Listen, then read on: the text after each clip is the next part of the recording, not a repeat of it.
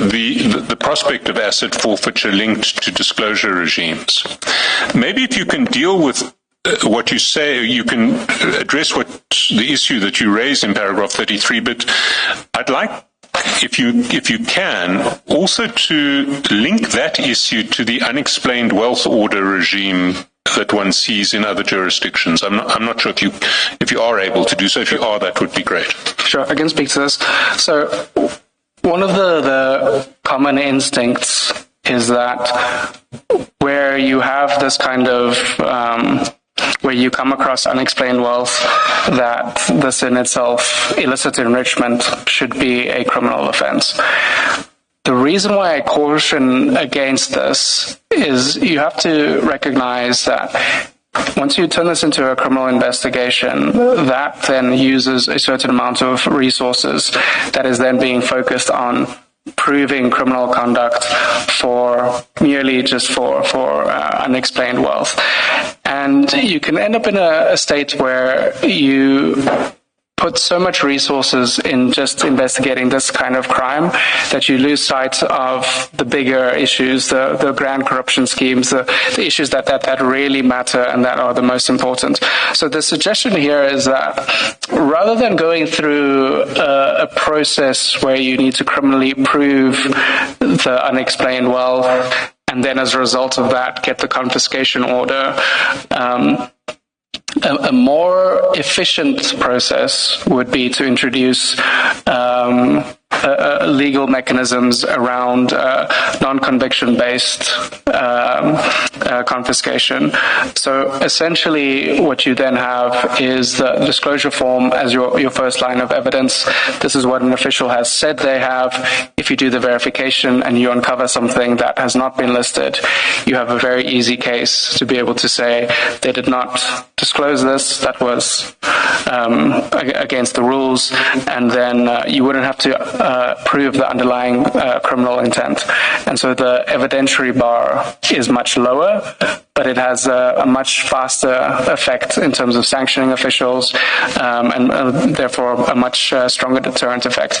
And the second part of why I say this shouldn't necessarily be a criminal offense is that I think we should also recognize that our court processes are sometimes much slower than we would want. And clogging them up with this kind of offense to prove criminal conduct for unexplained wealth is perhaps not the best approach. And I think we can use, for example, the SIU's Special Tribunal as an example of a civil process that is much more efficient at doing something like this for this kind of confiscation or penalties. And so my suggestion is rather to focus on these kinds of administrative or civil penalties for non-conviction based confiscation. There is in existence a dispensation that's not pegged on specific crimes, and but it goes through the court system. It's not administrative, and cases in that context are instituted by the asset forfeiture unit. But although I do not remember the specifics now, I was last engaged in those sorts of cases when I was still in practice. So it also gets rid of the need to prove a specific offense. But I think there should be some, if I still remember the criteria, there should still be some underlying criminality, but you don't have to prove a specific offense for forfeiture to then follow. Right. Just a comment. I'm not sure. I mean, you must choose to answer this or not. But if it's within your expertise, but it does.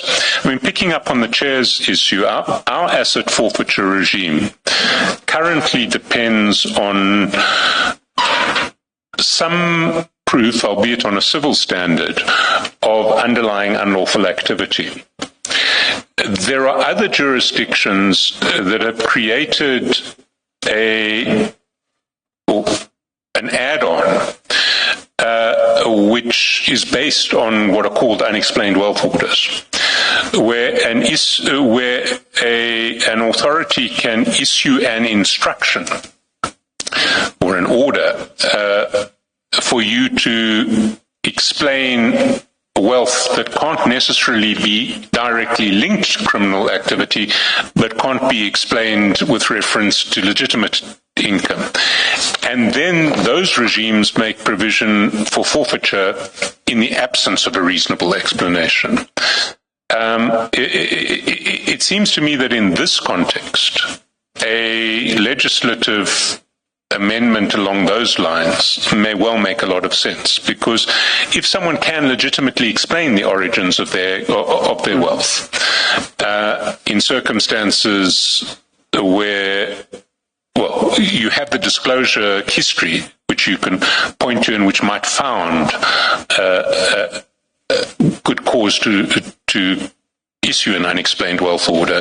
If someone can explain the wealth, they may have a separate problem explaining why they didn't disclose it, but if they can explain a legitimate source for it, then it won't be forfeited. But if they can't, then it would be, and that would be a huge, a very powerful sanction in this context. I'm not the expert, I'm not the witness, but these are my views, and I'd be interested in your response. But I think you're exactly right. I think what you've just described, this is what I mean by a non-conviction-based confiscation, that you would use the same kind of principles, just as you've articulated. It might just be a different kind of wording to talk about unexplained wealth order, but effectively, as you say, this is something that you could measure against what has been disclosed. If they can't explain something, they can be punished on that basis. Well, it wouldn't necessarily be punished. It would be the confiscation of wealth that cannot be explained. Now, from page 29, you pull together essentially your conclusions and recommendations for change. Before we get to page 29, it may be useful just very briefly to go through the various detailed reports, but not in detail, just to explain at a very high level what each of these reports that are attached in the bundle address, because at a later stage when the Commission has to look to recommendations, it should understand what issues are being addressed in each of these reports, so that if it wants to look for a particular issue, it knows where to look. Sure.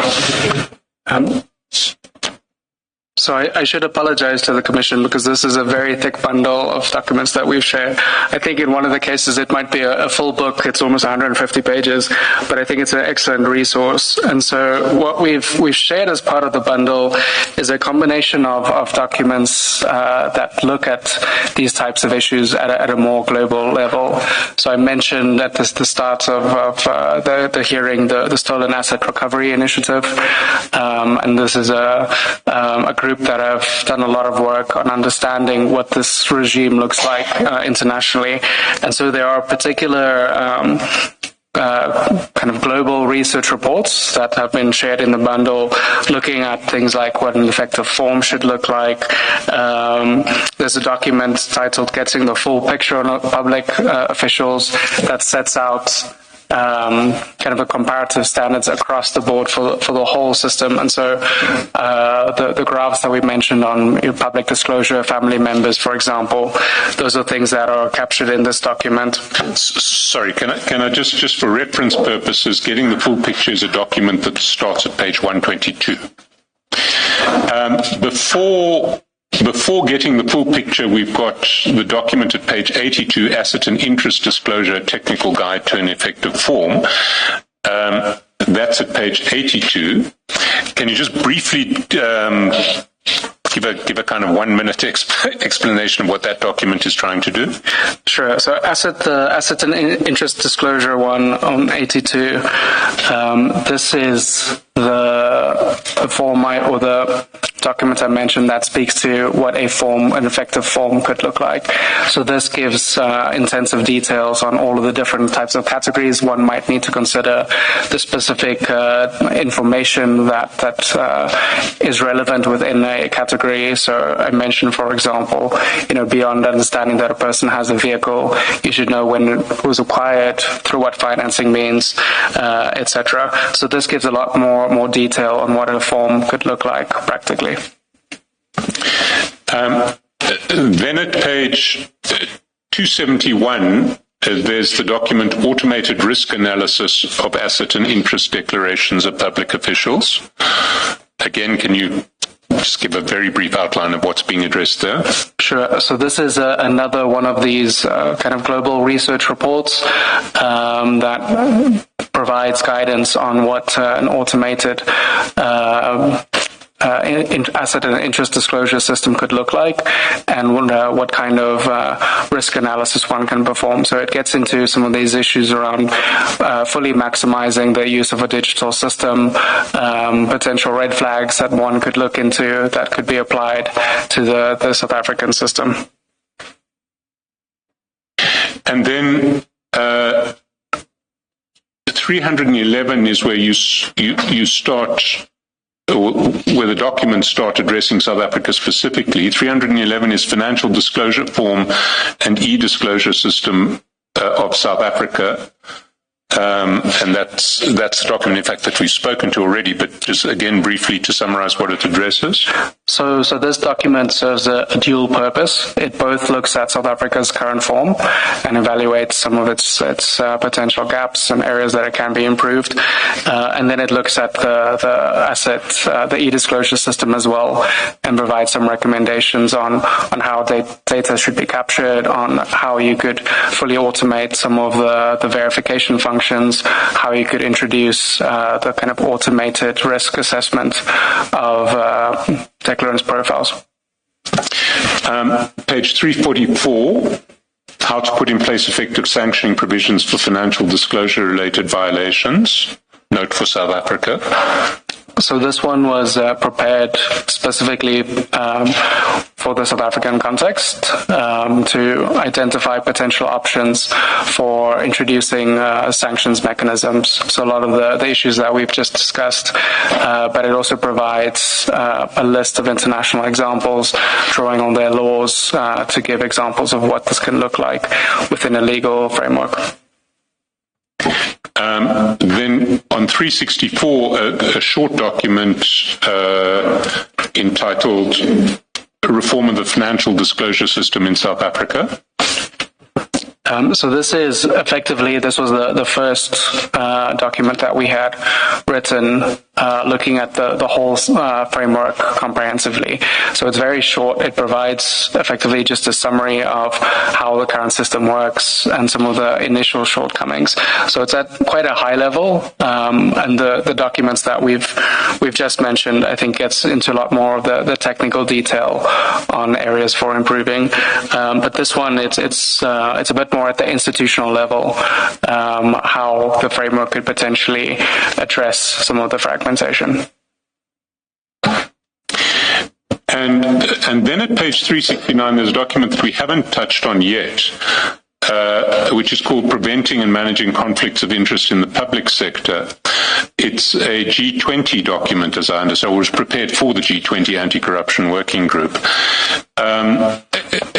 Can you briefly, and again briefly because this is another book, describe what's being addressed here?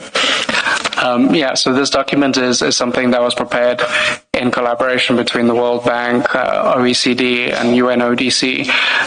So it provides a lot of good practice guidelines on some of the issues we've discussed today that extend a little bit beyond financial